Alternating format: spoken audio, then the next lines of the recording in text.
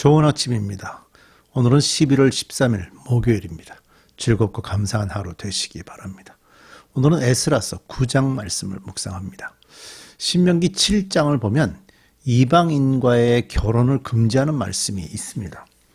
이집트에서 430년간 살았던 그 히브리인들을 해방시켜서 가나안으로 이끌고 계셨던 하나님은요, 광야에서 여러 가지를 훈련을 시키셨죠. 특히 하나님의 율법의 말씀을 그들에게 허락하셔서 그들이 이제 하나님의 백성으로 살아갈 훈련을 하게 되었는데요.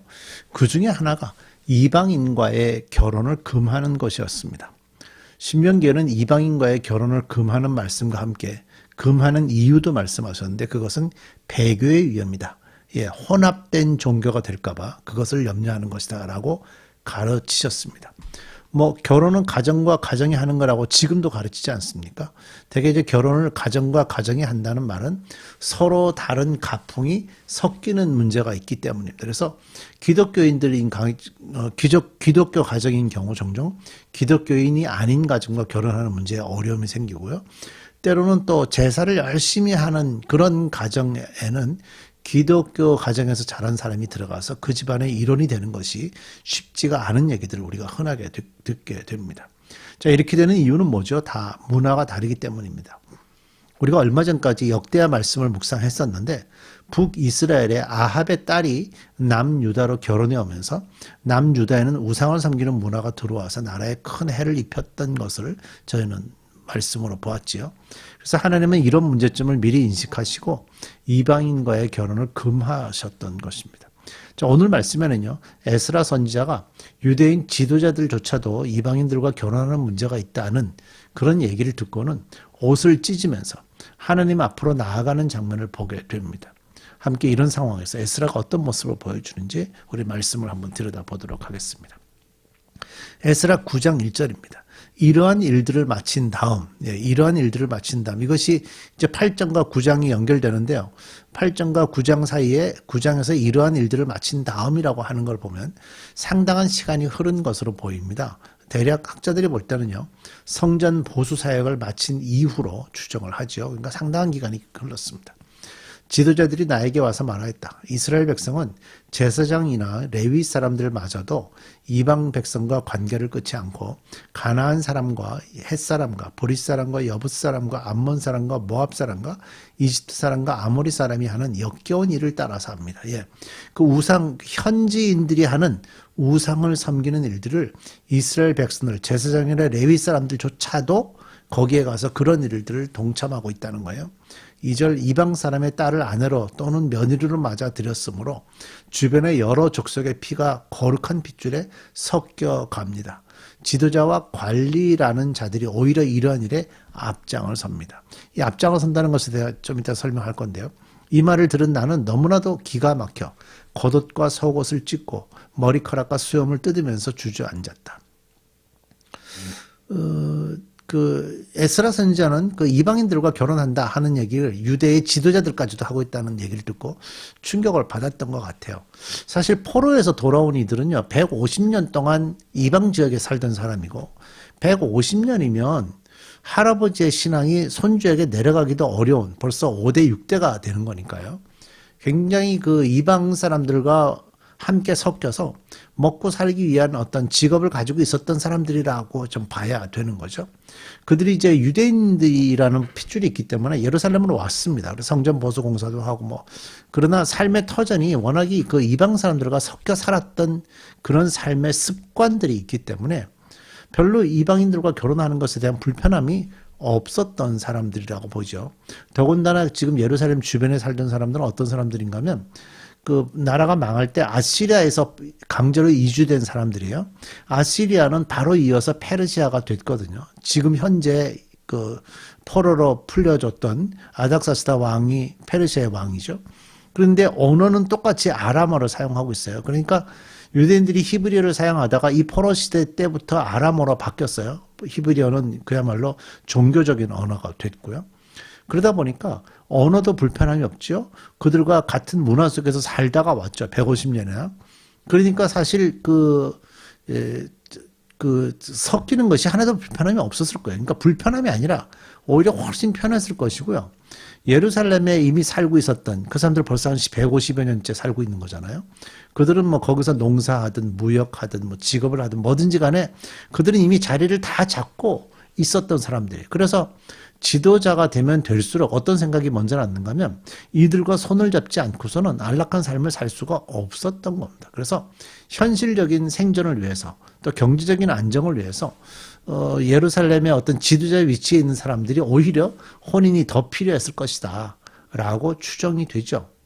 그런데 아마 에스라 선지자는 그 성전 보수 공사하고 그 말씀을 가르치라 그랬잖아요.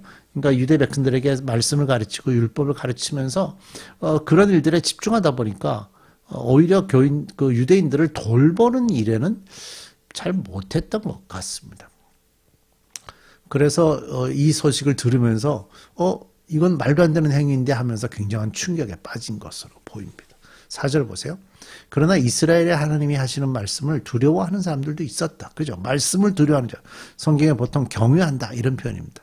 내가 저녁 제사 때까지 넋을 잃고 앉아있는 동안에 그들은 포로로 잡혀갔다가 되돌아온 백성이 저지른 이렇게 큰 배신을 보고서 나에게로 모여들었다. 나는 슬픔을 가누지 못한 채로 앉아있다가 저녁 제사 때가 되었을 때에 일어나서 찢어진 겉옷과 속옷을 몸에 그대로 걸치고 무릎을 꿇고 두 발을 들고서 주 나의 하나님께 기도를 드렸다. 3절에서 에스라가 받아든 충격도 나오지만 여기 4절에서는요. 그 충격에 저녁 제사를 올릴 때까지 아무 일도 못하고 있었다 그럽니다. 넋이 빠져 앉아 있었다. 이런 표현이 나오죠. 에스라가 말 그대로 아주 그런 이야기를 들으면서 영혼이 텅 빈 상태, 뭐 그런 모습이었던 것 같아요. 근데 사실 그 에스라가 이렇게 앉아 있는 것이 그렇게 뭐 무기력한 상태는 아닙니다. 왜냐하면 거룩한 하나님의 말씀이 뭔지 알고 있고요. 그 하나님 말씀 앞에 앉아 있는 거기 때문에 처절한 고통 또는 유대 백성들과 함께하지 못하는 어떤 고독 그런 것들이 그 안에 있었을 것이고요. 그 다음에 자기 민족의 죄가 하나님의 심판으로도 해결되지 않는다 하는 것에 될 뿐만 아니라 반복되고 있다 하는 것에 대한 어떤 충격 그런 것들을 받고 있는 것 같아요. 그러니까 이 사람이 침묵하고 있었다는 것은 정말 하나님 앞에서 더 진솔하게 앉아있는 모습을 보여주고 있고요. 이럴 때 에스라 주변에 사람들이 모여있는데 누군가면 하나님의 말씀을 두려워하는 모습들을 가진 사람들 특히 포로에서 돌아온 지도자들조차도 이렇게 혼인하고 하는 것이 하나도 불편함이 없는 것을 보면서 충격에 빠진 유대인들이 같이 마음으로 모이기 시작했습니다. 사실은요, 이게 부흥의 시작입니다. 진정한 부흥은 뭐냐면 하나님의 말씀을 두려워하고 그 앞으로 모이는 일입니다. 에스라 선지자의 깊은 애통과 함께 하나님의 말씀을 두려워하는 자들이 모일 때, 이때가 사실 부흥의 시작입니다. 이때가 저녁 제사 시간이라 그랬거든요. 그러니까 저녁 제사는 매일 드리는 일상의 제사였고요. 동시에 하루를 마감하고 하나님께 정결을 구하는 시간입니다. 에스라는 찢어진 옷 그대로 무릎을 꿇고 손을 들고 손을 든다는 건 우리가 항복한다는 의미가 있죠. 그런 의미에서 하나님께 나가고 있는 모습입니다. 그래서 회개에 기도하죠. 하나님 너무나도 부끄럽고 낯이 뜨거워서 하나님 앞에서 차마 얼굴을 들 수 없습니다. 정말 부끄러워하는 표현이죠. 우리가 지은 죄는 우리 스스로가 감당할 수 없을 만큼 불어났고 우리가 저지른 잘못은 하늘에까지 닿았습니다. 조상 때로부터 오늘에 이르기까지 우리가 저지른 잘못이 너무나도 큽니다. 우리가 지금 자신들이 회개하고 있고 두 번째로는 조상 역사적인 죄에 대해서 회개하고 있어요. 우리가 지은 죄 때문에 우리뿐만 아니라 우리의 왕들과 제사장들까지도 여러 나라 왕들의 칼에 맞아 죽거나 사로잡혀가고 재산도 다 빼앗기고 온갖 수모를 겪었습니다. 이런 일은 오늘에 와서도 마찬가지입니다. 그러나 주 우리 하나님께서는 비록 잠깐이긴 하지만 우리에게 자비를 베푸시어 우리 가운데서 얼마쯤을 살아남게 하셨습니다. 또한 주께서 거룩하게 여기시는 곳에 우리가 살아갈 튼튼한 터전을 마련하여 주셨습니다. 하나님께서는 우리 눈에 생기가 돌게 하시고 잠시나마 종살이에서 벗어나게 하여 주셨습니다. 그러니까 에스라가 지금 회개하고 있는데요. 이스라엘 백성들의 죄, 이스라엘 공동체의 죄를 자기의 죄처럼 고백하고 있지요. 그러면서 역사적인 어떤 죄도 지금 고백을 하고 있죠. 그러면서 그 안에서 한 줄기의 희망을 발견하고 고백하는데 하나님께서 자신들에게 은혜를 베푸셔서 살아남은 자들이 예루살렘으로 돌아오게 하셨고 이제는 고향으로 와서 성전을 짓는 것, 또 하나님께 예배하게 된 것, 이런 것들이 큰 은혜라고 고백을 하는 겁니다. 섞임이 성경에서 얼마나 무서운 거라고 가르치는지 모릅니다. 섞임. 하나님께서 우리에게 주신 것이 다 있는데 거기에다 다른 거를 섞는 것의 문제점들. 만약에 이 말씀을 듣는 여러분들이 이전에 기독교가 아닌 다른 것이 있었다면 그런 것들을 하나하나 뽑아내면서 하나님의 것으로 채워 가셔야 합니다. 처음에는 좀 섞일 수 있지만 그 갈등 속에서 계속해서 바깥에 있는 것들을 빼내시고 하나님의 것을 채우시고 계셔야 결국 하나님의 은혜들을 맛보실 수 있습니다. 하나님은 우리의 희망이시고요. 변치 않는 하나님의 의로우심, 긍휼 이런 것들을 붙드시고 주님 앞에 엎드리며 나아가는, 그래서 하나님의 손길이 여러분들 속에 어떻게 임하는지 체험하는 여러분들 되시기를 바랍니다. 우리 기도하겠습니다.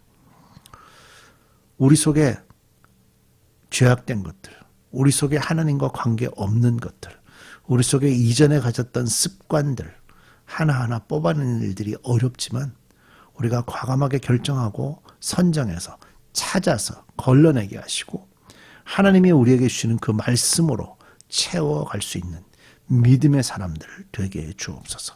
예수님의 이름으로 기도드립니다.